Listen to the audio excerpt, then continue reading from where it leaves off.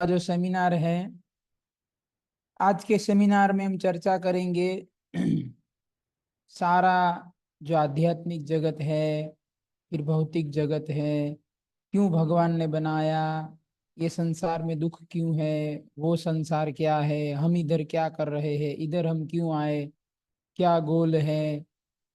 पूरा कहते हैं ना, सार सार प्रस्तुत करने का आज हम प्रयास करेंगे। तो एक बार जो है भगवान, मतलब एक भगवान कृष्ण, ओरिजिनल भगवान, वास्तव में ऐसा हुआ नहीं है, पर समझने के लिए है। क्योंकि भगवान का जो दुनिया है, जहाँ भगवान रहते हैं, वो सनातन दुनिया है। तो सनातन का मतलब क्या है कि जिसका कभी शुरुआत नहीं हुआ है और ना कभी अंत होगा। पर हमको थोड़ा अंदाजा लगे, आइडिया आए, उसके लिए, समझने के लिए ये बातें हैं। तो भगवान कृष्ण थे, उन्होंने जो है सबसे पहले किसका विस्तार किया? बलराम जी का। भगवान कृष्ण ने अपने शरीर के राइट साइड से किसको प्रकट किया? बलराम जी को। तो बलराम जी ने प्रकट होके जो है सारा सृष्टि बनाया। ये वाला दुनिया नहीं, ये दुनिया तो था ही नहीं। अभी हम किसकी बात कर रहे हैं? आध्यात्मिक जगत की। गोलोक वृंदावन, वहां की बात हो रही है, वैकुंठ भी नहीं, गोलोक वृंदावन की बात हो रही है अभी। तो भगवान कृष्ण ने बलराम जी को प्रकट किया। तो कृष्ण और बलराम में कोई अंतर नहीं है, केवल कलर का डिफरेंस है। बलराम जी गोरे हैं, कृष्ण काले हैं, डार्क ब्लू। बाकी पावर कृष्ण के जितना ही है बलराम जी में। तो बलराम जी ने फिर गोलोक वृंदावन बनाया, सब मतलब आध्यात्मिक जगत में जहाँ भगवान रहते हैं उस वृंदावन का निर्माण किया। भगवान की लीला के लिए जो जो सामान चाहिए उसका सब निर्माण किया बलराम जी ने। फिर कृष्ण भगवान ने अपने लेफ्ट साइड से किसका विस्तार किया? श्रीमती राधा रानी का। मतलब समझिए, समझ रहे ना, अभी कुछ है ही नहीं, सब जीरो जीरो है, कुछ नहीं है, अकेले भगवान कृष्ण है। पहले बलराम जी का विस्तार किया तो उन्होंने गोलोक वृंदावन बनाया पूरा। और फिर भगवान की लीला के लिए जो जो सामान चाहिए, वस्तुएं चाहिए, वो सब बलराम जी का विस्तार है। फिर भगवान श्री कृष्ण ने अपनी जो आह्लादिनी शक्ति है, तीन तरीके की भगवान कृष्ण की शक्ति है मुख्य: संवित शक्ति, संधिनी शक्ति एंड आह्लादिनी शक्ति। तीनों का अलग अलग कार्य है। तो जो आह्लादिनी शक्ति है भगवान श्री कृष्ण की, वो है श्रीमती राधा रानी, मतलब भगवान को आनंद देने वाली शक्ति। और तो राधा रानी का विस्तार किया भगवान ने अपने लेफ्ट साइड से, राधा रानी को प्रकट किया। तो राधा रानी ने प्रकट होते ही फिर बलराम जी ने सारा सामान बनाया, वृंदावन धाम बनाया। राधा रानी ने प्रकट होके क्या बनाया? अष्ट सखियों का विस्तार किया राधा रानी ने। जो ललिता देवी, विशाखा देवी, तुंग विद्या, चित्रलेखा, ये जो सखियां हैं, ये कोई आत्मा नहीं है हमारे जैसे, ये स्वयं श्रीमती राधा रानी का विस्तार है। जो भगवान कृष्ण की 8 सखियां है, प्रिंसिपल 8 गोपी, वो राधा रानी का विस्तार है। फिर राधा रानी ने और भी गोपियों का विस्तार किया। तो गोपियों का विस्तार हो गया। बलराम जी ने लीला के लिए जो भी सब वस्तुएं चाहिए वो बना दिया, वृंदावन बना दिया। फिर कृष्ण ने क्या किया? हम सब का विस्तार किया, मतलब आत्मा। अपने शरीर से ही सब, कृष्ण के शरीर से ही सब कुछ निकला है, सब कुछ कृष्ण का ही है। तो भगवान श्री कृष्ण ने फिर अपने शरीर से किसको निकाला? सभी आत्माओं को, जो हम सब है। तो कितने आत्मा है? तो बोले वो तो कोई गिन नहीं सकता, कोई गिनती नहीं हो सकता उस आत्मा का, कितने आत्मा है। तो ये सारा घटना कहाँ पे हो रहा है? गोलोक वृंदावन में, भगवान के धाम में हो रहा है ये सब घटना। तो इस तरीके से, तो इसमें देखो, सबसे पहला पॉइंट, कई लोग बोलते हैं ना भगवान कृष्ण ने चोरी किया है, भगवान कृष्ण चोरी करते थे तो कैसे भगवान है वो? अरे चोरी, चोरी को कहाँ से चोरी करेंगे? सब कुछ उसके शरीर से ही तो निकला है, वो क्या चोरी करेंगे? हैं? चोर किसको कहा जाएगा? जब दूसरे की वस्तु कोई ले ले, हैं, मेरी वस्तु है, कोई दूसरा व्यक्ति आके ले जाएगा मुझे बिना पूछे, तब वो चोरी कहा जाएगा ना। अब मेरी वस्तु है और मैंने ले लिया तो आप चोरी कहोगे उसको? चोरी कैसे हुई? तो लोग कहते हैं कृष्ण बचपन में मक्खन चुराते थे। अरे मक्खन क्या है, पूरा दुनिया उसके शरीर से निकला है। तुम मक्खन के पीछे पड़े हो, मक्खन की बात कर रहे हो। सब कुछ उसके शरीर से निकला है, क्योंकि और कुछ था ही नहीं। तो कृष्ण जो चाहे वो कर सकते हैं ना, क्योंकि उनके शरीर का विस्तार है सारा। या कई लोग कहते हैं कृष्ण ने इतनी सारी गोपियों के साथ रास लीला किया, ये तो गलत बात है। गलत बात कहाँ से? सारी गोपियां कृष्ण के अपने शरीर से निकली है, या तो राधा रानी के शरीर से निकली है। तो राधा रानी किसके शरीर से निकले हैं? कृष्ण के शरीर से निकले हैं। आप समझ रहे बात को? मतलब कृष्ण कभी गलत कर ही नहीं सकते। कृष्ण जो भी करेंगे वो सब सही है। क्यों सही है? क्योंकि सब कुछ उनका है, सब कुछ उनके शरीर से निकला है, कुछ था ही नहीं।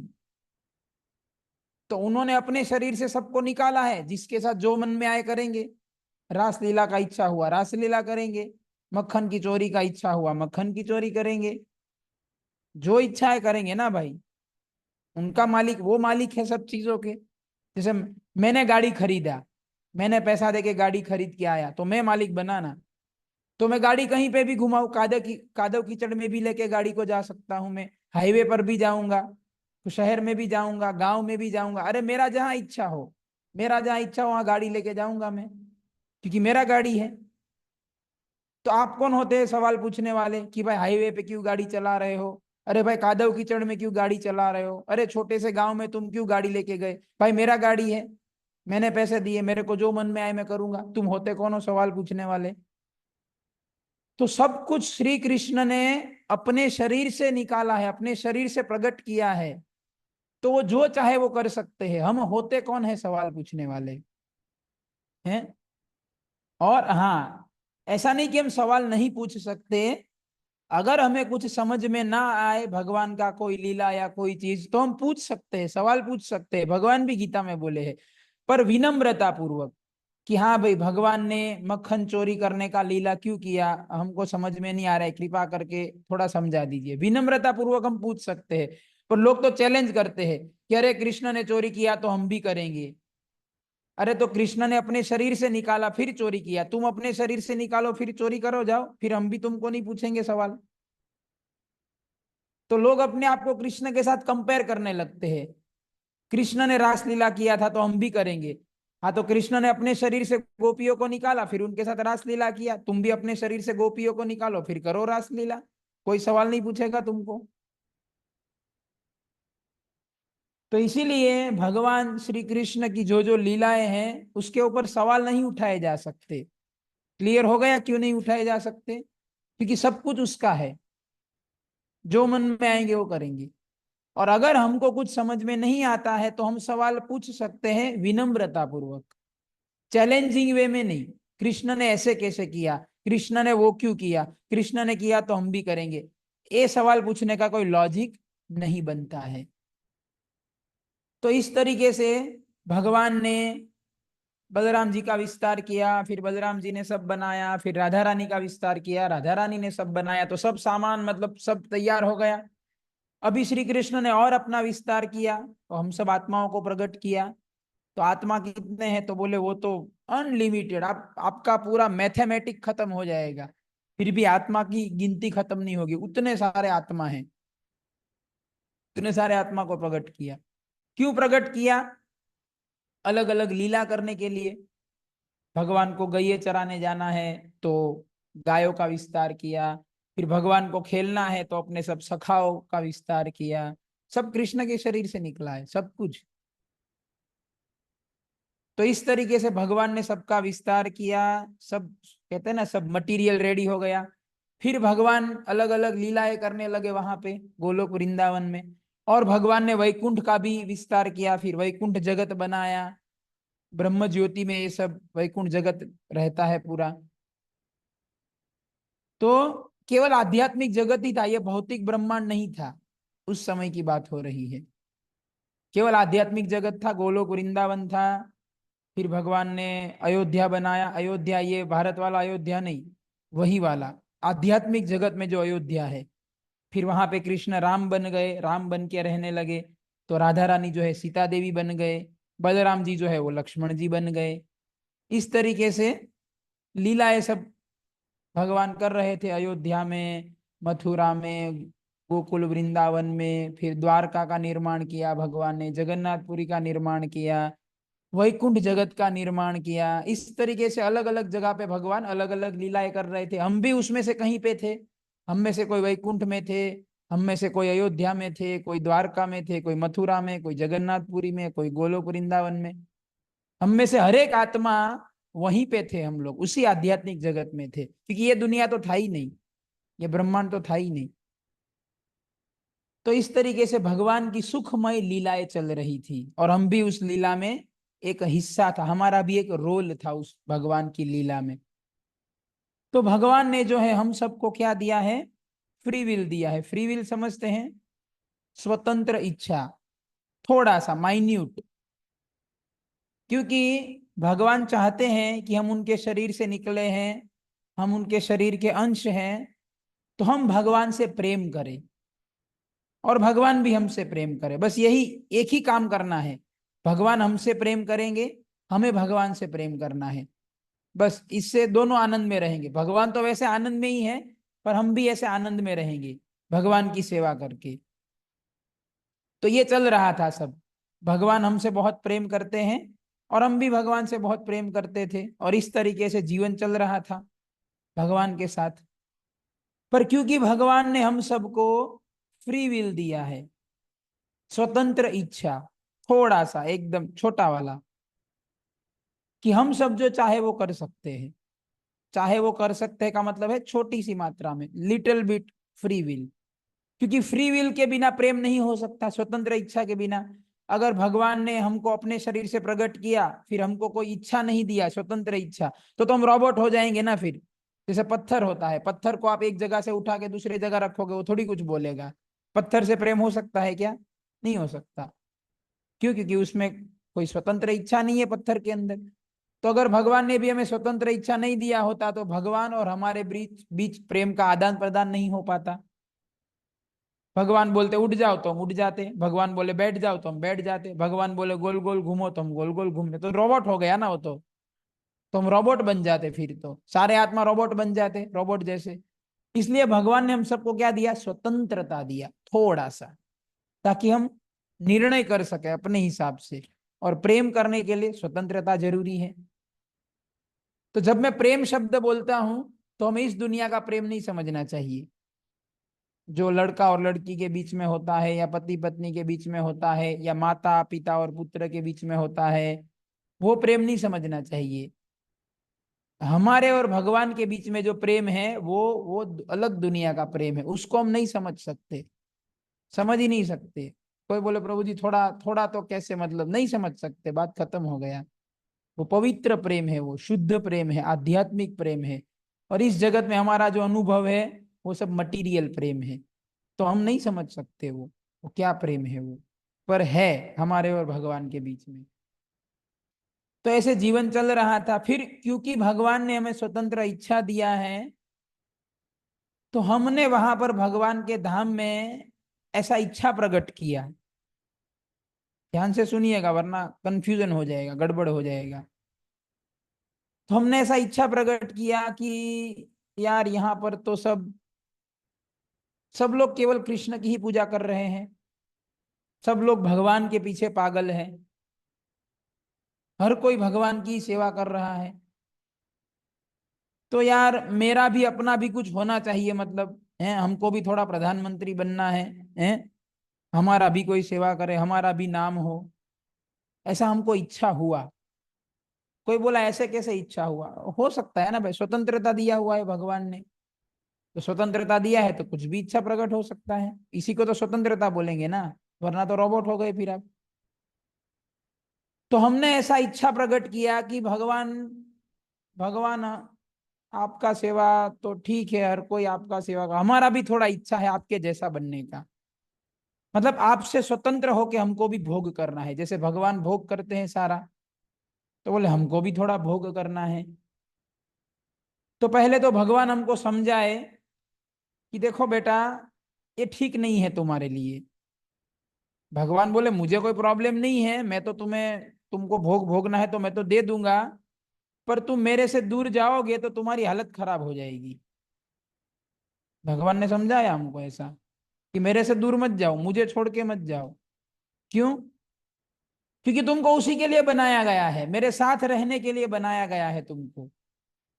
तुम मेरे से दूर जाओगे, मुझे कोई तकलीफ नहीं होगा, जो तकलीफ होगा तुमको होगा। क्यों? क्योंकि तुम्हारा स्वभाव नहीं है मेरे से दूर रहना। जैसे जैसे गाड़ी होता है, तो गाड़ी का टायर बनाया जाता है, व्हील। अब मान लो वो जो टायर है, वो वो टायर गाड़ी से अलग हो गया, तो क्या होगा? वो टायर का कुछ मतलब रहेगा क्या? वो टायर कहीं और काम में आएगा? बिल्कुल नहीं आएगा। वो गाड़ी में रहने के लिए ही उसको बनाया गया है। जैसे ही टायर गाड़ी से अलग हुआ, उस टायर का कोई वैल्यू नहीं है, कुछ काम का नहीं है, वो टायर बेकार है। और गाड़ी में लग गया, बहुत काम का है। उसी तरीके से ये जो आत्मा है, हम सब, हमारा जो बाय डिफॉल्ट सिस्टम कहते हैं ना, हमारे अंदर जो सिस्टम फिट किया गया है, वो सिस्टम क्या है? भगवान के साथ रहना, भगवान की सेवा करना, तभी हम खुश हो सकते हैं। ये हमारा बाय डिफॉल्ट सिस्टम है। हमारे आत्मा का क्या कहते हैं, आत्मा का प्राण है वो। हम आत्मा है और हमारा प्राण क्या है? कृष्ण के साथ रह के उनकी सेवा करना, वो प्राण है। और अगर वो नहीं किया, कृष्ण से दूर हो गए, कृष्ण की सेवा को छोड़ दिया, तो जैसे गाड़ी से निकलकर टायर बिल्कुल बेकार हो जाएगा, कुछ काम का नहीं है, हम भी उसी तरीके से बिल्कुल बेकार हो जाएंगे, कुछ काम के नहीं रहेंगे, मुसीबत में फंस जाएंगे। तो कृष्ण ने बताया हमको कि मेरे को छोड़ के मत जाओ, तुम्हारा स्वभाव नहीं है ये, बहुत हालत खराब हो जाएगी मेरे से दूर। पर क्योंकि हमारे पास स्वतंत्रता है, तो हमने बोला नहीं, हमको तो भाई आपसे अलग होके भोग करना है। तो वहां जो हमारे साथ रहने वाले लोग थे, भगवान की दुनिया की बात हो रही है अभी सारी, वहां पर भी हमारा एक परिवार होता है, सब कुछ होता है, वहां पर भी सब कुछ है। तो उन्होंने भी समझाया हमको कि देखो मत जाओ, भगवान को छोड़ के क्यों इधर, किस चीज की कमी है तुम्हें? है इतना सुख है, इतना ये है, इतना वो है, क्यों जा रहे हो? तो हमने बोला नहीं, हमको तो जो भी कारण रहा होगा, हमने बात नहीं मानी, कहने का मतलब ये है। तो भगवान सोचे कि इसको कहाँ भेजूं अभी मैं, वहां पे तो रख नहीं सकते, क्योंकि हमको रहना नहीं है वहां पे, हमको रहना नहीं है। क्योंकि हमको भी चाहिए कि हमारे, हमको भी भोग करना है। तो भगवान की दुनिया में तो हर एक व्यक्ति भगवान के पीछे पागल है। आपके पीछे तो कोई, आपके और मेरे पीछे तो कोई पागल होगा नहीं वहां पे। हर कोई भगवान की सेवा में लगा हुआ है। तो भगवान बोले इधर तो कैसे उसको करूं, पॉसिबल ही नहीं है, क्योंकि हर कोई मेरे मेरे साथ ही लगा हुआ है। पर इसको तो मेरे जैसा चाहिए। तब जाके भगवान ने फिर जो है क्या किया, इस दुनिया का निर्माण किया, भौतिक जगत। ये एक ब्रह्मांड नहीं है, हम जो रहते हैं ये एक ब्रह्मांड हुआ। इस तरीके से दूसरा ब्रह्मांड है, तीसरा ब्रह्मांड है, चौथा ब्रह्मांड है, ऐसे करते करते कितने ब्रह्मांड हैं? तो बोले उसका गिनती नहीं हो सकता, उसमें भी पूरा मैथमेटिक खत्म हो जाएगा। केवल ब्रह्मांड ही इतने सारे हैं कि हमारा पूरा मैथ्स खत्म हो जाएगा, फिर भी ब्रह्मांड खत्म नहीं होंगे।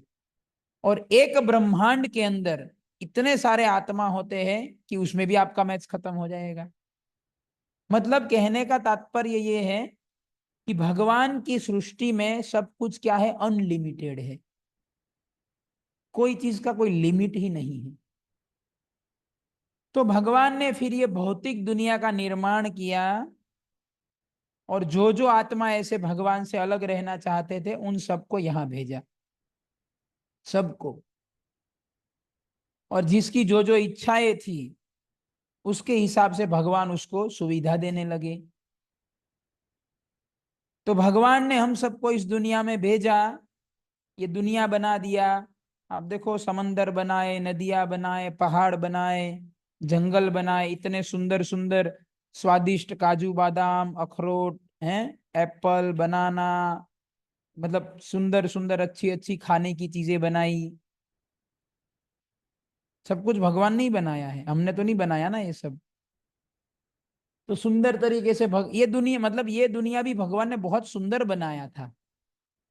और फिर हमको भेजा उसमें कि ठीक है भाई, जाओ तुम यहाँ पे रहो आप सब। तो भगवान का प्रेम हुआ ना, इसी को प्रेम कहते हैं। वरना हमने जब भगवान का सेवा करने से मना किया तो ऐसा नहीं भगवान ने हमको सजा दिया, भगवान ने बोला ठीक है मेरे से अलग रहना है, नो प्रॉब्लम। क्योंकि भगवान के पुत्र है तो भगवान किसको सजा देंगे, अपने पुत्र को थोड़ी कोई बाप सजा देता है। तो भगवान बोले ठीक है भाई, कोई बात नहीं, जैसा तुम्हारा इच्छा, रहो इस दुनिया में जाके। और भगवान ने दुनिया में सारा सुविधा भी बना दिया हमको, सारा सुविधा दिया हमारे लिए, सूर्य चंद्र सब बना दिया ये सब पूरा। अब इधर प्रॉब्लम क्या है इस दुनिया में, सोचिए, भगवान के धाम से जो जो आत्मा इधर आए हैं इस दुनिया में, वो सभी आत्मा का इच्छा क्या था कि हमको भोग करना है। ये बात ध्यान से समझिएगा कि इस दुनिया में दुख क्यों है, वो समझने का प्रयास। भगवान ने दुख नहीं बनाया है। कई लोग भगवान को दोष देते हैं, बोले भगवान ने ऐसा कैसा दुनिया बनाया, इतना दुख देने वाला दुनिया भगवान ने क्यों बनाया। तो ध्यान से समझिएगा, भगवान ने दुख नहीं बनाया है इस दुनिया में। इस दुनिया को बहुत सुखी वाला ही बनाया था भगवान ने। पर प्रॉब्लम क्या है कि इस दुनिया में जितने भी आत्मा आए, वो सब कौन से वाले आत्मा हैं। याद कीजिए क्या इच्छा किया था भगवान से, कि हमको भगवान आपकी सेवा नहीं करनी है, हमको अपना भी कुछ करना है, अपना भी कुछ करना है। तो इस दुनिया में जितने भी आत्मा आए, वो सब के सब आत्मा के अंदर क्या इच्छा है, हमारा भी कुछ होना चाहिए, हम भी भोग करेंगे। तो इस दुनिया में जितने लोग आए, सबका यही इच्छा है कि हम भी भोग करें। तो क्या होगा, एक सोसाइटी है, अब वो सोसाइटी के अंदर जितने लोग हैं, हर एक व्यक्ति सोसाइटी का चेयरमैन बनना चाहता है। तो क्या होगा, समझ गए ना, मारपीट होगा, झगड़ा होगा, एक दूसरे का टांग खींचाई होगा, क्योंकि हर एक को चेयरमैन बनना है ना। तो वो सोसाइटी में कभी सुख होगा। सोसाइटी तो अच्छा खासा, सोसाइटी बढ़िया बना दिया, एकदम फर्स्ट क्लास, 2-2 3-3 करोड़ के घर है पूरी सोसाइटी में, एकदम बढ़िया वाला सोसाइटी है। पर जैसे ही वहां पे लोग गए रहने के लिए, तो अभी कोई तो चेयरमैन बनाना पड़ेगा ना सोसाइटी को चलाने के लिए। तो हर एक व्यक्ति बोल रहा है मैं चेयरमैन बनूंगा, तो वो मीटिंग में क्या होगा, होगा ना झगड़ा। और झगड़े पे बात अटकेगी नहीं, क्योंकि क्योंकि कोई झुकने के लिए तैयार नहीं है ना, हर एक को चेयरमैन बनना है। तो झगड़े में से फिर मारपीट होगा, लड़ाई होगा, खून निकलेगा, हड्डियां टूटेगी, मर्डर होगा, क्योंकि हर किसी को चेयरमैन बनना है, कोई झुकने के लिए तैयार नहीं है। तो उसी तरीके से भगवान ने ब्रह्मांड तो बना दिया बहुत सुंदर सा, एक नहीं करोड़ों ब्रह्मांड बना दिए, और हर एक में आत्माओं को रख दिया। अब जो जो आत्मा आए उस ब्रह्मांड में, वो सब कौन से है, भोग करने वाले। हम अपना करेंगे, हम अपना करेंगे, तो क्या होगा, दो आत्मा के बीच में लड़ाई होगा ना फिर। क्योंकि भगवान ने तो समझाया था कि मेरे से अलग मत जाओ, पर वो तो समझे नहीं। तो ये ब्रह्मांड में जितने आत्मा आए, वो सब के सब क्या थे, एक नंबर के बदमाश। क्यों बदमाश, भगवान से स्वतंत्र होकर भोग करना चाहते हैं। तो हर कोई चेयरमैन बनना चाहेगा, तो सोसाइटी में झगड़ा होगा, लड़ाई होगा, मारपीट होगा। उसी तरीके से ये ब्रह्मांड में जितने आत्मा आए हैं, सबके सब अपना अपना एजेंडा, सबके सब अपना अपना स्वार्थ लेके आए हैं। तो क्या होगा, झगड़ा होगा फिर। तो हमारा स्वार्थ पूरा करने के लिए हम तरह तरीके के कार्य करते हैं, तो उस कार्य का परिणाम फिर दुख होता है। मेरे को मांस खाने का इच्छा है, तो स्वतंत्रता है मेरे पास, तो मैं कुछ भी इच्छा कर सकता हूं। तो मांस खाने के लिए किसी को मारना पड़ेगा। तो किसी को तुम मारोगे तो वो भी तो एक आत्मा है ना। तुम जैसे कोई मुर्गी को मारने गया मैं, तो वो मुर्गी भी तो एक आत्मा है ना, उसका भी अपना एक अधिकार है। पर आपने छीन लिया वो अधिकार उससे, मार दिया उसको जबरदस्ती और खा लिया। तो मुर्गी क्या करेगा, अगले जन्म में वो मुर्गी तुमको मारेगा। क्यों? क्योंकि तुमने मुर्गी के साथ अभी अन्याय किया, तो अगले जीवन में मुर्गी तुम्हारे साथ अन्याय करेगी। कई लोग जैसे आतंकवादी लोग मर्डर कर देते हैं, गोली चला देते हैं, किसी को चाकू मार देते हैं चोर लोग, क्यों? क्योंकि उसका स्वतंत्र इच्छा है। तो आपने किसी का मर्डर किया, तो सामने वाला जिसका मर्डर हुआ वो भी एक व्यक्ति है, उसका भी एक अधिकार है ना, उसका भी अधिकार। वो अधिकार छीन लिया आपने उसका मर्डर करके। और मर्डर आपने क्यों किया? क्योंकि आपको इच्छा हुआ, स्वतंत्रता है आपके पास। भगवान किसी को बोलते हैं क्या कि जाओ उसको जाके पेट में चाकू मार दो? भगवान बोले कभी किसी को कि जाओ जाके मर्डर करो? तो हम अपनी इच्छा से मर्डर करते हैं ना, तो परिणाम कौन भुगतेगा? हम ही भुगतेंगे ना, भगवान क्यों भुगतेंगे? तो हमको इच्छा हुआ, हमने मर्डर कर दिया, कोई बात नहीं, अभी तुम्हारे पास पावर है, कोई बात नहीं, कर दो मर्डर, अगले जन्म में देखेंगे। तो अगले जन्म में जिसका मर्डर तुमने मर्डर किया है, तो अगले जन्म में तुम्हारा मर्डर होगा। बहुत सीधा साधा हिसाब है, बहुत ही सीधा साधा हिसाब है। तो भगवान इसमें कहां से, भगवान बताओ, भगवान ने कहां दुख दिया किसी को? तुमने मर्डर किया था तो तुम्हारा मर्डर हुआ, तुमने मुर्गी को मारा था तो मुर्गी ने तुमको मारा। समझ रहे आप? भगवान दुख नहीं बनाए हैं, दुख हम क्रिएट किए हैं। कैसे क्रिएट किए हैं? ऐसे काम करके। भगवान ने तो ये जो है, क्या कहते हैं, भगवान ने खाना बनाया बहुत सारा, पर आपने बहुत सारा खा लिया क्योंकि आपके पास स्वतंत्र इच्छा है। तो बहुत सारा खाना खा लोगे तो पेट में दुखेगा। तो भगवान भगवान का क्या दोष इसमें? आपको सोच समझ कर खाना चाहिए ना। पर नहीं, हमको बहुत भार आए, बहुत जबरदस्त है, बहुत जबरदस्त करके ढेर सारा खा लिया, तो पेट में गड़बड़ हुआ, दुख हुआ। किसका गलती है? हमारा गलती है ना, हमको सोच समझ के खाना चाहिए था। ज्यादा खाएंगे तो पेट में दुखेगा ना। उसी तरीके से हम पाप करते हैं, झूठ बोलते हैं, ये सब करते हैं, तो भुगतना पड़ेगा ना। तो भुगतना मतलब वही दुख हुआ। तो ये दुनिया में इतना सारा लप्पन झप्पन या जो भी कहो, इतना सारा कैओस क्यों है ये दुनिया में?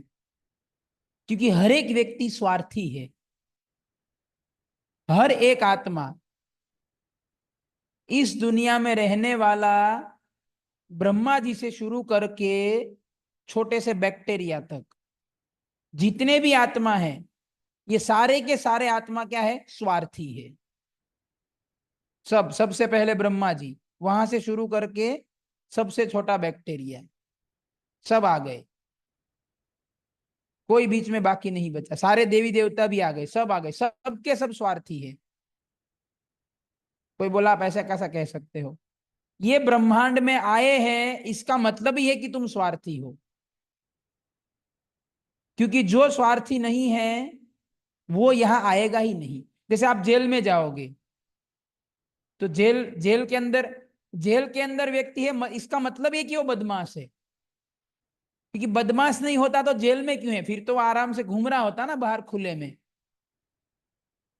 जेल में है मतलब तू बदमाश है, कोई एक्सप्लेनेशन देने का जरूरत नहीं है। जेल अपने आप में प्रमाण है कि तुम कुछ गड़बड़ किए हो। तो ये पूरा ब्रह्मांड जो है ये जेल है, पूरा का पूरा ब्रह्मांड। और जेल के बाहर मतलब आध्यात्मिक जगत, भगवान का दुनिया। तो अगर हम स्वार्थी नहीं होते, अगर हम भगवान से अलग होके भोग नहीं करना चाहते, तो हम इधर आते ही नहीं। हम उधर उधर रहते भगवान की दुनिया में, पर इधर आ गए हैं, मतलब समझ लीजिए। तो इतने सारे करोड़ों करोड़ों स्वार्थी आत्मा इकट्ठे होंगे, तो क्या वहां पे शांति होगा कभी? एक कमरे के अंदर 100 कुत्ते को बंद कर दो आप, फिर आप आशा करो कि वो कमरे में शांति होगा? हो सकता है वो? कुत्ते क्या करेंगे? लड़ेंगे, बिना कारण के लड़ेंगे। बाकी 100 कुत्ते चाहे तो आराम से बैठ सकते हैं ना, कमरे में आराम से बैठ सकते हैं, पर वो बैठेंगे नहीं, वो लड़ेंगे एक दूसरे से। क्यों? कि स्वभाव ही ऐसा है। स्वभाव ही ऐसा है। उसी तरीके से ये ब्रह्मांड में जितने आत्मा है सब ऐसे खराब स्वभाव वाले हैं।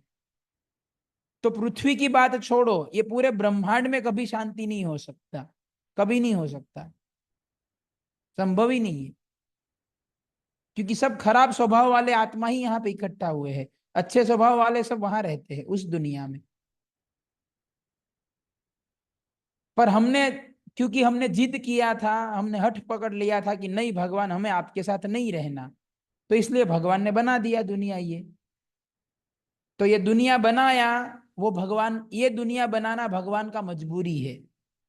क्यों? क्योंकि हमने मांगा था भगवान से। जैसे जैसे जेल होता है, जेल बनाना सरकार का मजबूरी है।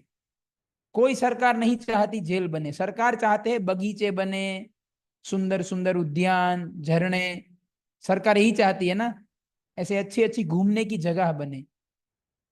पर क्योंकि शहर में कुछ ना कुछ बदमाश जरूर होंगे, तो उसके लिए जेल, सरकार को ना चाहते हुए भी जेल बनाना पड़ता है। और सरकार बिल्कुल नहीं चाहती कि कोई भी शहर का आदमी जेल के अंदर जाए, सरकार नहीं चाहती, पर क्या करे, बदमाश है वो। अगर जेल में नहीं डाला तो चोरी करता घूमेगा, मर्डर करता घूमेगा, तो जेल में बंद करना पड़ेगा ना, ताकि दूसरे लोग शांति से रह सके। तो हमने भगवान से अलग रहने का इच्छा किया। अगर भगवान ने हमें उसी दुनिया में रखा होता तो हम वहां जो दूसरे लोग हैं जो भगवान की सेवा में लगे हैं उनको भी हम परेशान करते अपना स्वार्थ निकालने के लिए। तो इसलिए ना चाहते हुए भी भगवान को यह दुनिया बनाना पड़ा, जैसे सरकार को जेल बनाना पड़ता है। तो सरकार को पता है जेल में हालत खराब होने वाली है इस व्यक्ति की। उसी तरीके से भगवान को पता था कि ये ब्रह्मांड में ये सब आत्मा अभी तो जा रहे हैं बड़े शौक से, पर जाने के बाद इन लोगों की हालत खराब होने वाली है वहां पे। उनको जन्म लेना पड़ेगा, उनको मरना पड़ेगा, उनको दुख आएगा, पाप करेंगे, बहुत मगजमारी होगा। भगवान तो सब जानते थे, पर क्या करें, हम समझने के लिए तैयार ही नहीं है। तो भगवान ने दुनिया बना दिया, पर क्योंकि वो हमारे पिता है तो भगवान को चिंता है हमारी। तो दुनिया बनाने के बाद हमारे पीछे पीछे भगवान इस दुनिया में भी आए। जैसे सरकार के मंत्री जेल में भी जाते हैं उपदेश देने की, भाई सुधर जाओ तो हम छोड़ देंगे आपको, तो सुधरेगा तो छोड़ देंगे। उसी तरीके से भगवान भी फिर इस ब्रह्मांड में आते हैं अलग अलग अवतार लेके, राम बन के, अपने मूल स्वरूप कृष्ण में आते हैं, नरसिंह बन के आते हैं, वाराह बन के आते हैं, चैतन्य महाप्रभु होके आते हैं। क्यों आते हैं? हमें वापस ले जाने के लिए। जैसे जेल में सरकार का मंत्री क्यों जाता है? कैदियों को उपदेश देने के लिए कि भाई सुधर जाओ तो छोड़ देंगे। तो भगवान ये दुनिया में आते हैं और उपदेश देते हैं भगवत गीता का, रामायण, महाभारत, भागवत पुराण, ये सब वेद पुराण। ये उपदेश क्यों देते हैं? कि देखो बेटा, तुम गलती किए हो, ये तुम्हारा घर नहीं है, ओरिजिनली तुम मेरे साथ रहते थे, वहां वापस आ जाओ, और वापस आने का ये विधि है। ये सब बताने के लिए भगवान इस दुनिया में आते हैं और अलग अलग लीलाएं प्रदर्शित करते हैं, ताकि हमको वापस जाने का इच्छा हो, अट्रैक्शन हो हमको।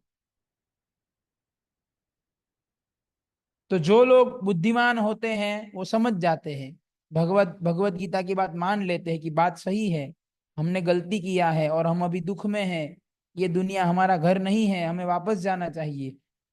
तो वो लोग भगवत गीता का उपदेश फॉलो करते हैं और वापस चले जाते हैं जहां से आए हैं। जैसे जैसे जेल के अंदर जो व्यक्ति होगा, जेल के अंदर जाने के बाद थोड़ा पिटाई होगा, अच्छा खाना नहीं मिलेगा, फर्श पे सोना पड़ेगा, पूरा अंधेरा कमरा होगा, तो समझ जाता है कि यार गलती हो गया है, चोरी नहीं करना चाहिए था। तो बड़ा बड़ा भयानक जीवन है जेल में।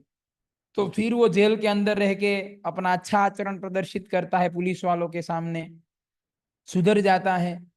तो क्या है, कोर्ट में ले जाके उसको पुलिस छोड़ देती है, फिर वो बाहर आ जाता है, आराम से घूमता है, खा पी के मजा करता है। उसी तरीके से हम लोग जेल में आ गए, ब्रह्मांड में आ गए, यहाँ पे हम फंस गए, दुख आता है अभी हमको। तो भगवान आते हैं पीछे पीछे, समझाते हैं। तो अगर हम भी सुधर जाएंगे भगवत गीता की बात मानेंगे, उसके हिसाब से जीवन जिएंगे, और पुलिस मतलब गुरु, भगवान इधर संत पुरुषों को भेजते हैं, गुरु को भेजते हैं हमारे जीवन में। तो गुरु की बात मानेंगे, गुरु को प्रसन्न करेंगे, तो गुरु क्या करेंगे, जैसे पुलिस कोर्ट में जज को बोलेगी भाई ये सुधर गया है छोड़ दो, तो गुरु जो है वो कृष्णा के बहुत नजदीक होते हैं, तो वो कृष्णा को बोलते हैं कि देखो कृष्णा, ये आत्मा अभी सुधर गया है, इसको वापस ले लो। तो फिर कृष्ण क्या करेंगे, जब हम मरेंगे तो हमको इस दुनिया में से जहां से हम आए हैं वहां वापस ले जाएंगे, और वापस वही भगवान के साथ गैये चराने वाली लीला, या जो भी द्वारका लीला, अयोध्या लीला, मथुरा लीला, आप जो भी लीला से आप आए होंगे उस लीला में वापस चले जाएंगे हम, और वहां पे जाके फिर से वही नित्य जीवन, हमारा सुखमय जीवन भगवान के साथ। तो आप समझ गए पूरा खेल क्या है ये दुनिया क्या है, दूसरा दुनिया क्या है ये सब तामझाम। बहुत शॉर्ट में मैंने आपको समझाने का प्रयास किया, इतने सिंपल शब्दों में। तो फिर इस दुनिया में इतने सारे अलग अलग शरीर बनाए हैं ना भगवान ने। कोई बोलेगा भगवान खाली इंसान ही बनाते ना, ये फिर गधा बिल्ला कुत्ता हमें क्यों बनाते हैं भगवान, वो भी भगवान नहीं बनाते हैं। हमारे अंदर अलग अलग इच्छाएं हैं भोग करने की, तो हमारे अंदर जो जो इच्छाएं हैं वो इच्छा पूरी करने के लिए भगवान ने पूरे पूरे शरीर बना रखे हैं। जैसे किसी को बहुत सोने का इच्छा है कि मैं सोता रहूं, मतलब बड़े आराम से बस मुझे सोने दो, ऐसे मजा आता है सोने में, तो भगवान बोलेंगे उसके लिए भी एक शरीर है। कौन सा शरीर है, भालू का, पोलर बियर। पोलर बियर सोता है तो 6 महीने बाद उठता है, 6 महीने तक वो सोता रहता है। उसी तरीके से किसी को उड़ने का इच्छा होता है कि हम आकाश में उड़े, तो उसके लिए भगवान इतने सारे अलग अलग पंछी बनाए हैं, उसमें से कुछ बना देंगे। जैसे अभी ओलंपिक हुआ ना, ओलंपिक गेम सुना ना आपने, तो उसमें क्या हो रहा है, वही जानवरों वाला काम हो रहा है? लंबी दौड़ लगाओ, कौन सबसे तेज दौड़ता है उसको गोल्ड मेडल देंगे। तो अभी तो गोल्ड मेडल मिल जाएगा, पर अगले जन्म में भगवान उसको चित्ता बना देंगे। भगवान बोले यार कितना दौड़ेगा इंसान बन के, हैं उसके लिए इतना जिम में जाना पड़ता है, इतना एक्सरसाइज करना पड़ता है, इतना खर्चा करना पड़ता है, छोड़ो ना, मैं तुमको चित्ता बना देता हूँ। चित्ता समझ, पृथ्वी का सबसे तेज भागने वाला आत्मा, चीता।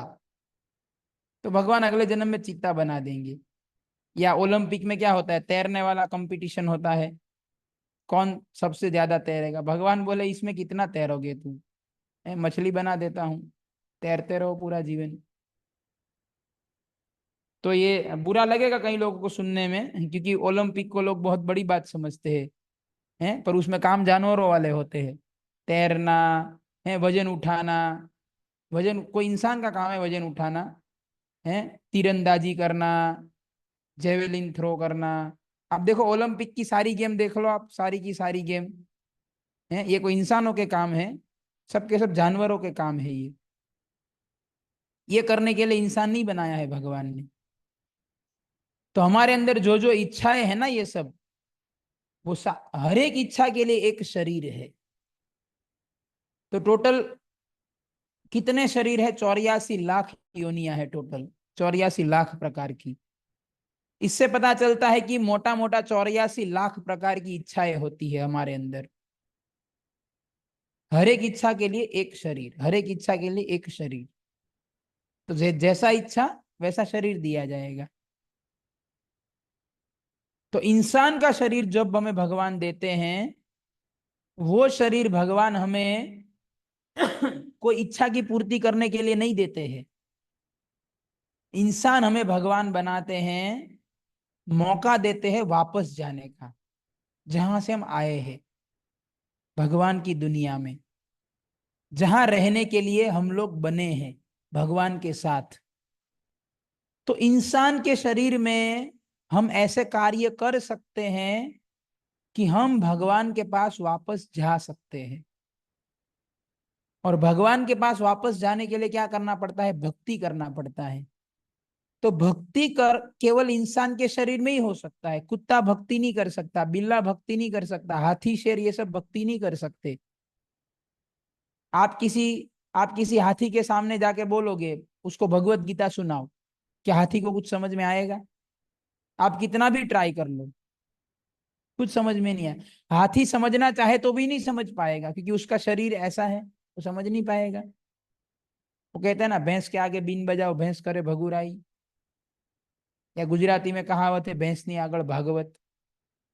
भैंस को भागवत सुनाओगे क्या, वो तो आपके सामने ऐसे देखेगी, बोले ये पागल आदमी क्या कर रहा है कब का, ऐसे बोलेगी भैंस है। या भैंस बोलेगी क्यों परेशान कर रहा है मुझे, कब का चिल्ला रहा है मेरे कान में जोर जोर से, संस्कृत में है। भैंस बोलेगी ना भाई आराम से बैठने दो भाई, क्यों इतना चिल्ला रहे हो।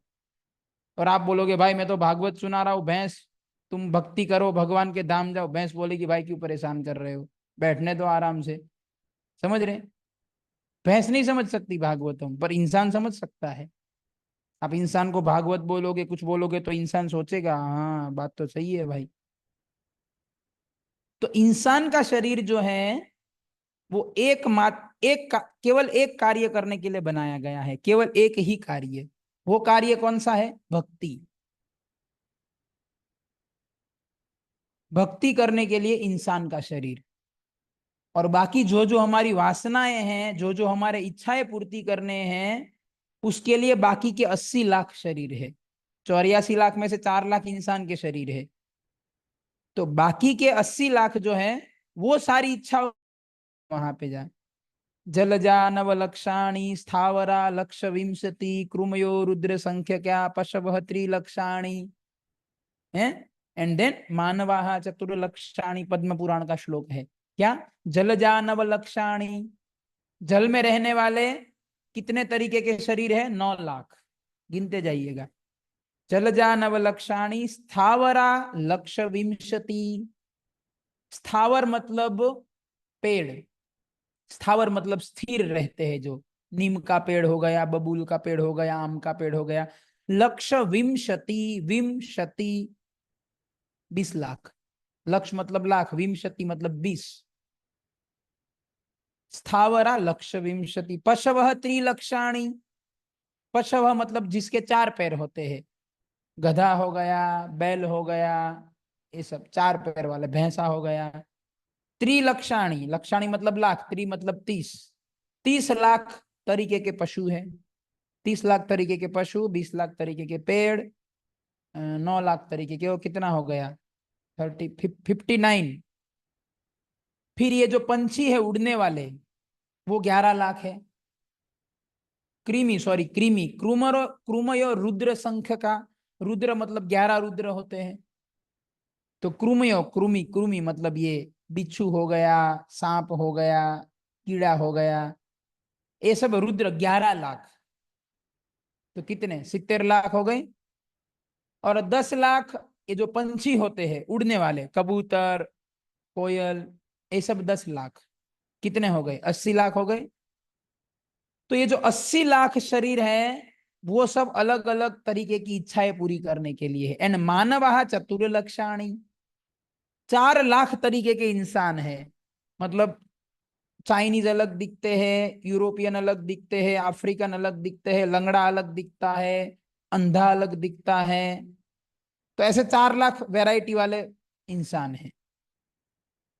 तो ये जितने भी 4 लाख तरीके के इंसान हैं वो एक ही कार्य के लिए बनाए गए हैं, भक्ति, भगवान का भक्ति करना। वापस जाने का मतलब गलती सुधारने का मौका है हमारे पास। ये इंसान बनना मतलब गलती सुधारने का मौका। हमने गलती किया ना भगवान से अलग इधर आके, तो अभी दुख आ रहा है हमें तरह तरह का। तो वो जो गलती हो गया, जब इंसान बनाते हैं तो भगवान ऐसा हमसे आशा करते हैं कि सबसे पहले तो हम हमारी गलती महसूस करेंगे, गलती का एहसास करेंगे कि हाँ मैंने गलती किया है भगवान से अलग होके, मुझे ऐसा नहीं करना चाहिए था, मुझे भगवान के साथ ही रहना चाहिए था वहीं पे भगवान की लीलाओं में। हाँ मैंने गलती। तो सबसे पहले गलती का एहसास करना और फिर गलती सुधारना। गलती सुधारना मतलब वही भक्ति करना, कि फिर से भगवान की सेवा में लग जाना। तो वो कैसे होगा? गलती का एहसास और गलती सुधारने का कार्य कैसे होगा? यही गीता पढ़ के। इसीलिए अतएव कृष्ण वेद पुराण करीला, माया मुग्ध जीव नाही स्वतः कृष्ण ज्ञान।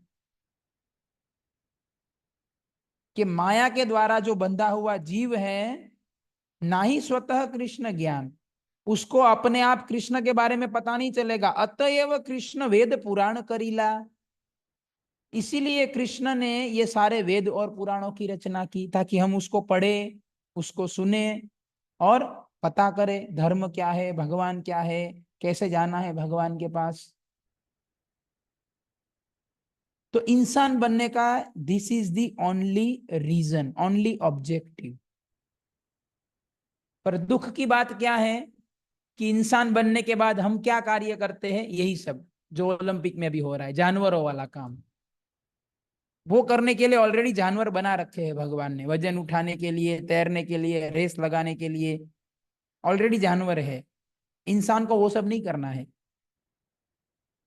इंसान को भक्ति करना है। और जमाना भी ऐसा है, न्यूज़पेपर में बढ़ा चढ़ा के इतना गोल्ड जीत लिया, ये कर लिया, वो कर लिया है। गर्व करना चाहिए, क्या गर्व करना चाहिए? जानवरों के कार्य कर रहे हो, गर्व करेंगे उसके ऊपर? रोना चाहिए बल्कि। तो मीडिया वाले भी बढ़ा चढ़ा देते हैं सब चीजों को, क्योंकि मीडिया वाले खुद भी पागल है, उसको भी पता नहीं है जीवन का लक्ष्य क्या है। और ना जो न्यूज़पेपर पढ़ते, टीवी देखते, उसको पता है जीवन का लक्ष्य क्या है। तो चल रहा है सबका ऐसे ही। पर भगवत गीता से हमें पता चलता है कि इंसान का लक्ष्य ये नहीं है, इंसान का लक्ष्य ये नहीं है। तो इसीलिए हमारे जीवन का एकमात्र उद्देश्य होना चाहिए, मुख्य उद्देश्य, कि क्या करें हम इस जीवन में कि मरने से पहले हम भगवान के शुद्ध भक्त बन जाए और भगवान के धाम वापस चले जाए, ये वहां, ये जहां से हम आए हैं। और अगर ये कार्य हम नहीं करेंगे, भगवान की भक्ति नहीं करेंगे और ये जानवरों वाले कार्य में लगे रहेंगे, तो क्या होगा? अगले जन्म में हमको यही 80 लाख जो है ना पेड़ पौधे जो बताया अभी, रेंगने वाले, पानी में रहने, उसमें से कोई एक शरीर हमको मिलेगा फिर। इसीलिए तो महाभारत बोलता है, क्या बोल, महाभारत में लिखा है, भीष्म पर्व में शायद, आहार निंद्रा भय मैथुनम च सामान्यमेतद् पशुभिः नराणा धर्मो हि तेषाम् अधिको विशेषो धर्मेण हीन पशुभिः समान। महाभारत में बोला कि आहार निंद्रा भय मैथुनम च, आहार मतलब खाना, निंद्रा मतलब आराम करना, भय मतलब अपने आप का रक्षण करना, और मैथुन मतलब बच्चे पैदा करना। तो बोले समानम एतद पशु भी नराणा, नराणा मतलब इंसान, पशु भी मतलब ये सारे जानवर। बोले समान, बोले तो सेम है। जानवर खाते हम भी खाते, जानवर आराम करते हम भी आराम करते। जानवरों की रक्षा करने के लिए किसी को भगवान ने दांत दिए हैं, किसी को पंजे दिए हैं, किसी को पूंछ दिया है, किसी को पैर दिया है, किसी को कान दिया, किसी को आंख दिया। सब जानवरों को अलग अलग पावर दिया है भगवान ने, ताकि वो अपनी रक्षा कर सके उस पावर का यूज करके। हम लोग क्या करते हैं, इंसान अपनी रक्षा के लिए बैंक बैलेंस बनाते हैं, घर बनाते हैं, ये करते वो करते। तो नया क्या किया इसमें? जानवर अपने स्टाइल से रक्षा करता है, हम अपने स्टाइल से। और बच्चे पैदा करना, तो हम भी बच्चे पैदा करते, जानवर भी करते। नया क्या है इसमें? तो बोले फिर इंसान में और जानवर में डिफरेंस क्या है? ये जो इंसान है 4 लाख प्रकार की योनि, और 80 लाख प्रकार के बाकी सब है, दोनों में क्या डिफरेंस? तो बोले धर्मो हि तेषाम अधिको विशेषो। धर्म, धर्म एकमात्र ऐसी चीज है जो बाकी की 80 लाख योनियों से इंसान को अलग करता है। एकमात्र ऐसी चीज, धर्मो ही तेषाम अधिक, धर्मो ही का मतलब है यही, केवल यही। This is the only difference between the human beings and the animals और एक्वेटिक्स और वट एवर यू से। This is the only thing, religion, धर्म। और अगर हम धर्म, अगर कोई इंसान अपने जीवन में धर्म का पालन नहीं करता है, धार्मिक नहीं है, तो धर्मेण हीन, हीन मतलब बिना धर्म वाला, हीन, धर्मेण हीन पशु भी समान। तो उस इंसान में, और हाथी, गधा, कुत्ता, बिल्ला या वेल मछली या जो भी कहो, जानवर, पेड़ पौधा, उसमें कोई डिफरेंस नहीं है। वो इंसान ले लो और आम का पेड़ ले लो, दोनों सेम है।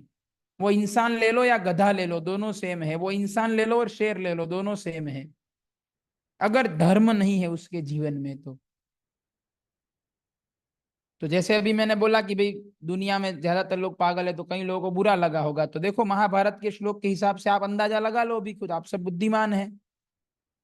दुनिया में 800 करोड़ लोग हैं आज, कितने लोग धार्मिक है उसमें से, कितने लोग धर्म का पालन करते हैं? बस उतने ही इंसान है। 800 करोड़ इंसान नहीं है वास्तव में दुनिया में। दुनिया में इतने ही इंसान हैं जो लोग धर्म के रास्ते पे चलते हैं।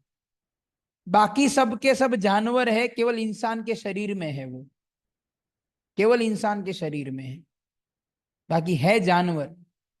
कौन कहता है? महाभारत।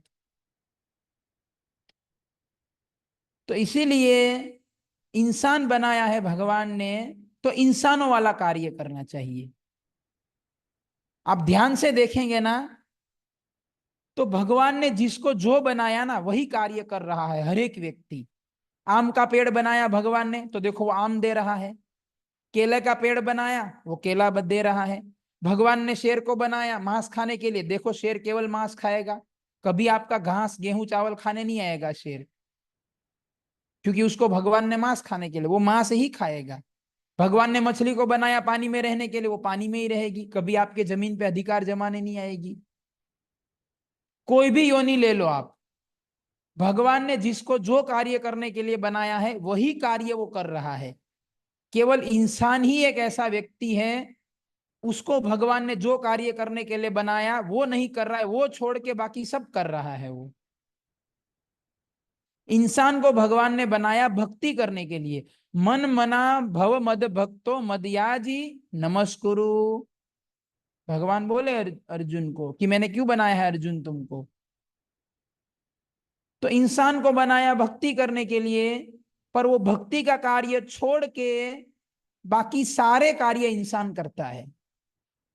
सारे कार्य, जानवरों के कार्य, पानी में रहने वालों के कार्य, उड़ने वालों के कार्य, पेड़ पौधे के कार्य, यू नेम इट, 80 लाख योनियों वाले कार्य इंसान कर रहा है, जबकि उसको करना ही नहीं है वो सब। ओलंपिक उसका जीवता जागता उदाहरण है आपके नजरों के सामने।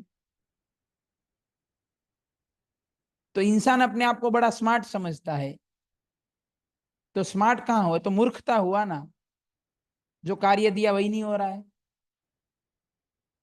जो कार्य दिया वही नहीं हो रहा है। और बिल्कुल सच बात है ये।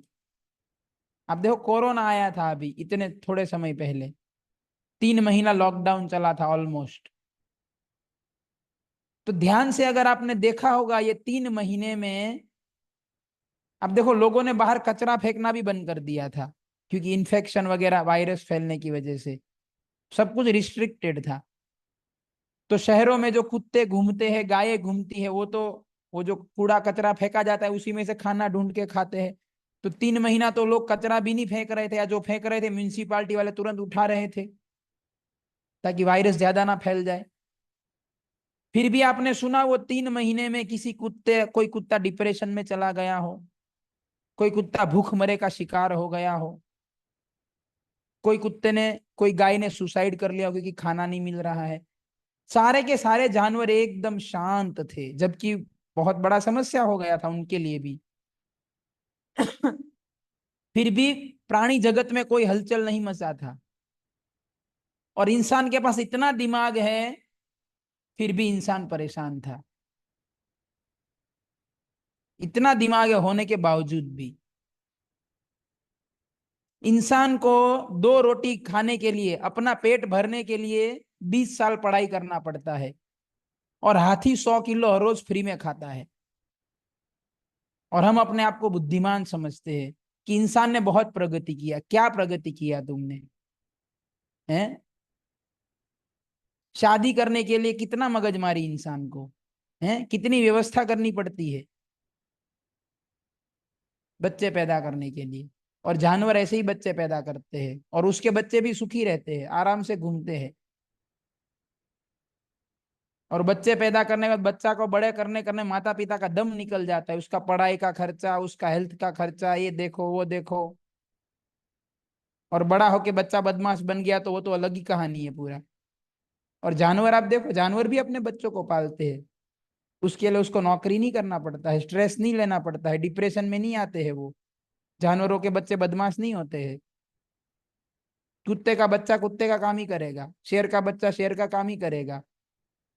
पर इंसान का बच्चा मालूम नहीं क्या करेगा बड़ा होके। बंदर का काम भी कर सकता है, शेर का काम भी कर सकता है।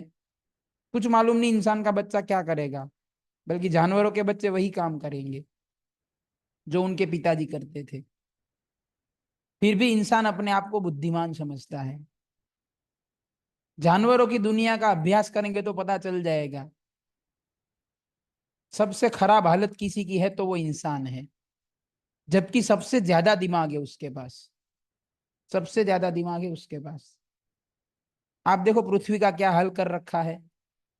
Air pollution, water pollution, food pollution, अभी आकाश में जाने लगे हैं तो एयर, ये स्पेस पॉल्यूशन।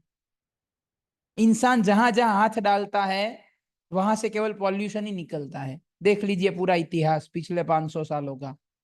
अभी पिछले 100 सालों से हमने आकाश में जाना शुरू किया, देख लीजिए आकाश में स्पेस पॉल्यूशन शब्द आ गया, वहां पे भी अभी पॉल्यूशन होने लगा है।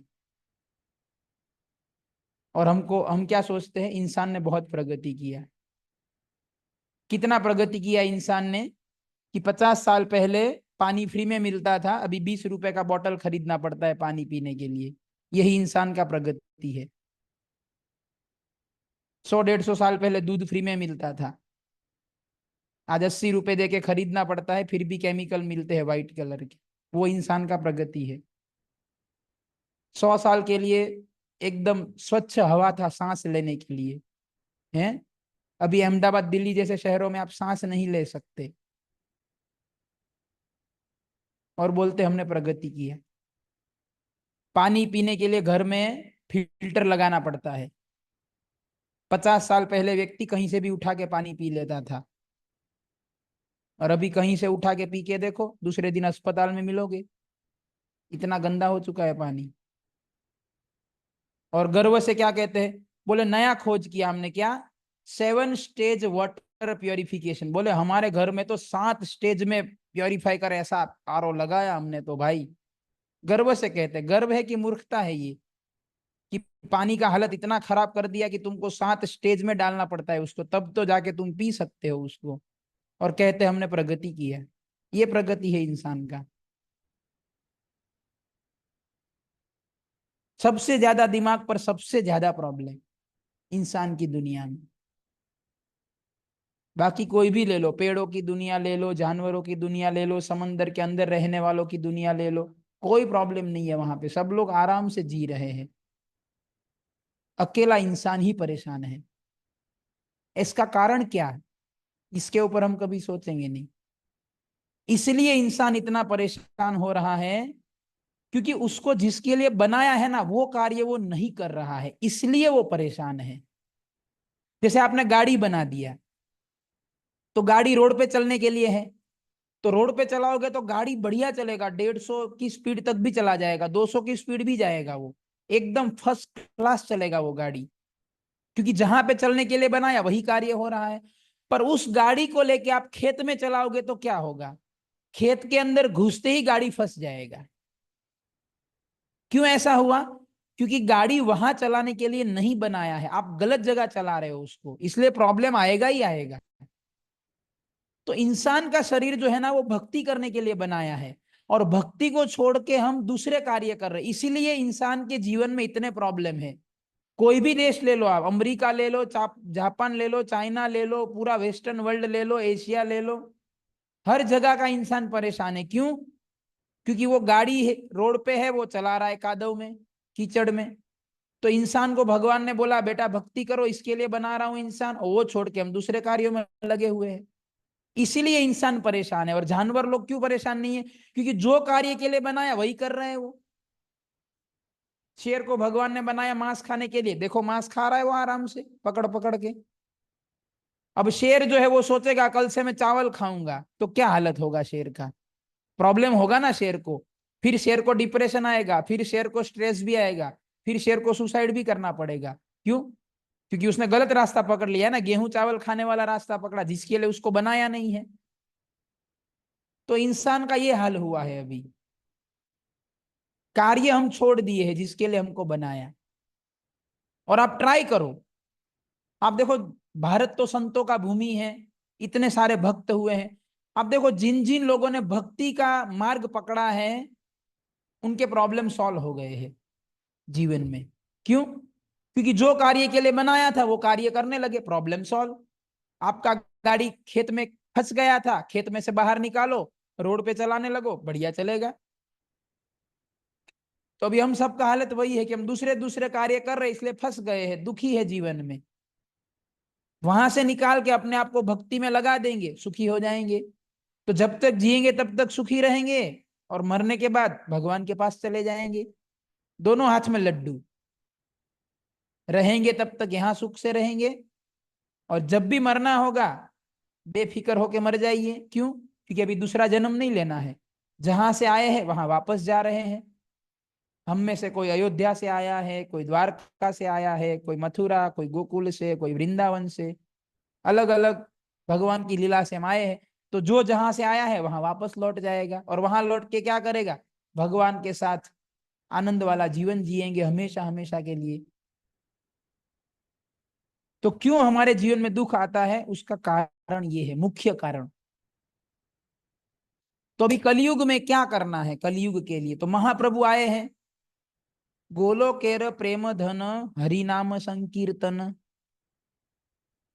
ये जो मंत्र जब हम करते हैं, हरे कृष्ण कृष्ण कृष्ण हरे हरे, हरे राम राम राम हरे हरे, ये कोई साधारण बात नहीं है। केवल ये मंत्र जप करने से, केवल इस मंत्र की माला करने से, यहाँ होइते सर्व सिद्धि होइबे तोमार। चैतन्य महाप्रभु बोले कि ये मंत्र का जाप करो, तुमको सर्व सिद्धि मिल जाएगा। सारा सिद्धि, सारा सिद्धि मतलब शुद्ध भक्त बनना, वही सबसे बड़ा सिद्धि है। तो हो जाएगा वो। नाम विना कली काले नाही आर धर्म, सर्व मंत्र सार नाम यही शास्त्र मर्म। कलयुग में दूसरा कोई धर्म है ही नहीं। ये हिंदू धर्म, क्रिश्चियन धर्म, ये धर्म वो धर्म, सब बकवास है, सब बेकार है। कलयुग में एक ही धर्म है, नाम विना कली काले नाही आर धर्म। नाम, ये जो हरे कृष्ण मंत्र है उसका जाप करना, यही धर्म है कलयुग में। और आप देखो पूरी दुनिया में आज इस्कॉन पूरी दुनिया में है, पूरी दुनिया के लोग हरे कृष्ण मंत्र का जाप करते हैं, केवल हिंदुओं के लिए नहीं है ये। और देखो सुखी हो रहे हैं लोग, भगवान के धाम वापस जा रहे हैं। तो बहुत सिंपल है वापस जाना, जहां से हम आए हैं, जिस दुनिया से। क्या करना है? हमें केवल गंभीरता पूर्वक ये हरि नाम का जप करना है। ये जो मंत्र अभी बताया, हरे कृष्ण कृष्ण कृष्ण हरे हरे, हरे राम राम राम हरे हरे। और दूसरा, जेल में से बाहर निकालने के लिए बीच में कौन चाहिए? पुलिस वाला चाहिए, जो हमको कोर्ट में बोलेगा हमारे बिहाफ पे कि हाँ इसको छोड़ दो। तो वो पुलिस वाला कौन है? गुरु। बस मंत्र का जाप करना है, और आपके नजदीक में जो भी इस्कॉन संस्था है, वहां पे जाके कोई अच्छे भक्त हो हैं, उनको पकड़िए और उनसे मार्गदर्शन लीजिए कि भाई प्रभु जी, हम भक्ति में कैसे आगे बढ़े, क्या करें, भक्ति करने में ये समस्या आ रही है, इसका सॉल्यूशन क्या है। पथ दर्शक कहते हैं ना, मतलब कोई गुरु। तो कोई पथ दर्शक पकड़ लीजिए, आपको जो भी अच्छा लगे वो है। इस्कॉन में हजारों की संख्या में भक्त है जो मार्गदर्शन देते हैं। तो उसमें से आपको जो भी अच्छा लगे उस व्यक्ति को पकड़िए, उससे मार्गदर्शन लेना शुरू कीजिए, और हर रोज गंभीरता पूर्वक हरे कृष्ण मंत्र का माला जप करना है। और साथ में ज्ञान चाहिए, तो उसके लिए भगवत गीता है, प्रभुपाद ने 100 जितनी किताबें लिखी है, वो सब किताबें पढ़ना है हर रोज। आधा घंटा पढ़ लिया तो भी बहुत है। तो मैंने आपको आज के प्रवचन में पूरा का पूरा एकदम सरल भाषा में बताने का प्रयास किया कि ये सारा क्या है, ये दुनिया, भगवान का दुनिया, क्यों भगवान ने ये सब बनाया, दुख क्यों आता है, हम क्यों दुखी है, जो भी XYZ। सिंपल सा सॉल्यूशन, भगवान ने हमको बनाया है उनके साथ रह के लीला में हिस्सा बनने के लिए, पर हम हमारी स्वतंत्रता का दुरुपयोग करके इस दुनिया में आ गए, उसके कारण हम दुखी है। तो अभी हम हमारी स्वतंत्रता का फिर से अच्छी तरीके से उपयोग करें भक्ति करने के लिए, तो हम जब तक जिंदा रहेंगे तब तक भी सुखी रहेंगे, और मरने के बाद भगवान ने हमें जिसके लिए बनाया है उनके साथ रहना वो हो जाएगा, और फिर से हम हमेशा हमेशा के लिए सुखी हो जाएंगे। सिंपल 2 लाइन का आंसर सारे बातों का। ठीक है, so thank you very much. मैं आशा करता हूँ आज कुछ आपको फायदा मिला होगा ये सब सुन के जान के, और आप लाइफ में भी अप्लाई करेंगे ऐसा मैं आशा करता हूँ। ठीक है, तो थैंक यू वेरी मच। हरे कृष्णा कृष्णा कृष्णा हरे हरे, हरे राम राम राम हरे हरे। तो आप में से कोई भक्त का कोई प्रश्न है तो आप 4-5 मिनट 10 मिनट तक हम चर्चा कर सकते हैं, चैट बॉक्स में लिख सकते हैं या आपका माइक अनम्यूट करके आप पूछ सकते हैं इसी टॉपिक से रिलेटेड, क्योंकि दूसरा टॉपिक का पूछेंगे तो फिर हम डाइवर्ट इधर उधर चले जाएंगे। ठीक है, तो कुछ है तो आप बता सकते हैं, नहीं है तो फिर बहुत अच्छी बात है, आप सब समझ गए तो बढ़िया है वो, फिर वेल एंड गुड। ठीक है, हरे कृष्णा।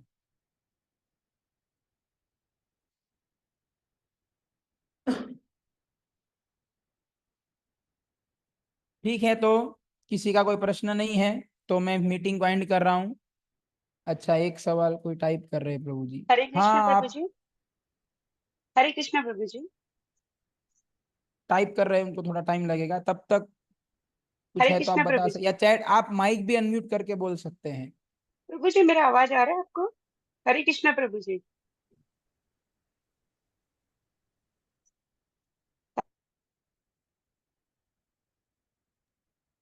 हरे कृष्ण प्रभु जी। ठीक है, वो प्रभु जी का सवाल तो आ नहीं रहा है अभी, खाली इतना लिखा है हरे उन्होंने, कृष्ण एक प्रभु जी। सवाल है, क्या सवाल है पता नहीं।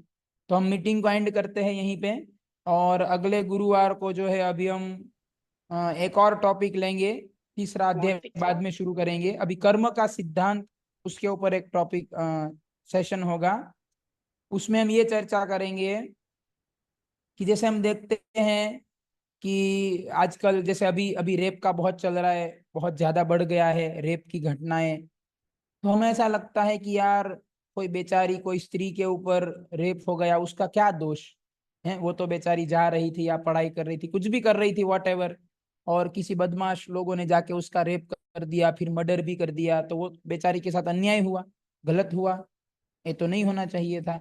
या किसी के घर पे चोरी हो जाता है, बोले बेचारे ने इतने मेहनत से पैसा कमाया था और चोर आके चोरी करके ले गया, या किसी का मर्डर हो जाता है, तो हमें ऐसा लगता है यार ऐसा इतना अन्याय क्यों हो रहा है दुनिया में। अगर अगर भगवान है, भगवान ये दुनिया को देख रहे हैं, भगवान चला रहे हैं, तो इतना अन्याय क्यों हो रहा है फिर। सवाल होता है ना, नेचुरल क्वेश्चन है, किसी भी बुद्धिमान व्यक्ति को सवाल होगा कि भाई भगवान है तो इतना सारा बुरा क्यों हो रहा है। और हम ये भी देखते हैं कि जो बदमाश लोग हैं, जो 2 नंबर के कार्य करते हैं, भ्रष्टाचार करते हैं, वो बड़े सुखी हैं। बड़े सुखी मतलब काफी दौलत शोहरत वाले हैं। और एक प्रामाणिक आदमी है, बहुत अच्छा आदमी है, मेहनत करके ऑनेस्टली जीवन जी रहा है, बेचारा बहुत गरीब है, बहुत दुखी है। तो हम देखते हैं बुरे लोगों के साथ अच्छा हो रहा है, और कई जगह पे अच्छे लोगों के साथ बुरा हो रहा है। तो भगवान क्या कर रहे हैं आखिर, इतना क्यों दुनिया में ये सब हो रहा है। तो इस ऐसा क्यों हो रहा है उसके ऊपर चर्चा करेंगे अगले सेशन में। वो भी बहुत महत्वपूर्ण सेशन है, आप जरूर से अटेंड कीजिएगा उसको। एक सवाल आया है, जैसा कि भगवान ने हमें थोड़ी सी स्वतंत्रता दिया है, पर उन्होंने हमें रोका क्यों नहीं जब हमें दुरुपयोग किया उस।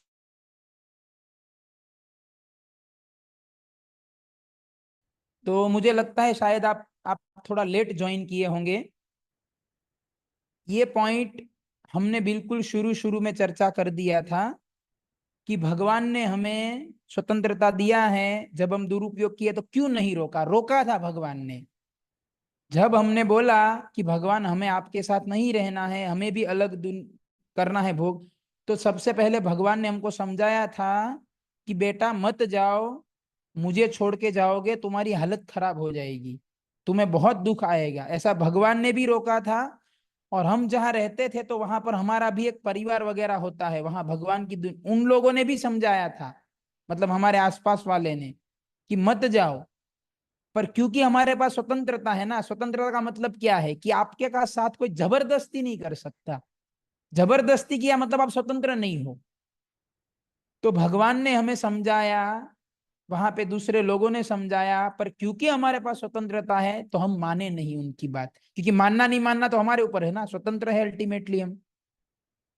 तो भगवान ने रोका था, जो आपका प्रश्न है क्यों नहीं रोका, वो रोका था भगवान ने। पर हमारी गलती है वो कि हम नहीं माने। और जबरदस्ती भगवान कर नहीं सकते।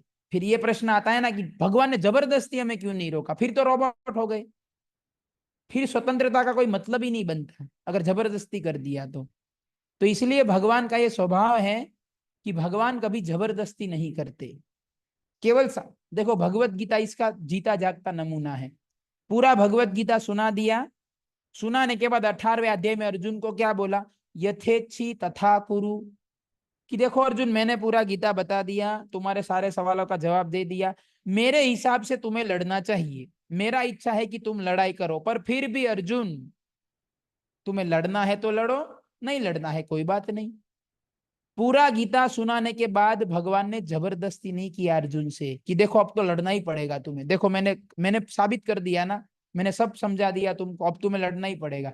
भगवान बोले नहीं अर्जुन, जबरदस्ती नहीं। तुमने सवाल पूछा, मैंने बता दिया, क्या सही है वो भी मैंने बताया, क्या गलत है वो भी मैंने बताया। अब तुम देखो अर्जुन, तुम देख लो अभी क्या करना है। इसी को स्वतंत्रता कहते हैं। ठीक है। तो मैं आशा करता हूं आपके सवाल का मैं ठीक से जवाब दे पाया हूंगा। ठीक है, so thank you very much. अगले बार कर्म का सिद्धांत के ऊपर चर्चा करेंगे कि ये अन्याय न्याय जो भी है इस दुनिया में हम आंखों से देखते, उसके पीछे का सच क्या है। ठीक है। हरे कृष्णा कृष्णा कृष्णा हरे हरे, हरे राम राम राम हरे हरे। शिल प्रभुपाद की जय, श्री श्री राधा श्याम सुंदर की जय, श्री श्री गौर निताय की जय।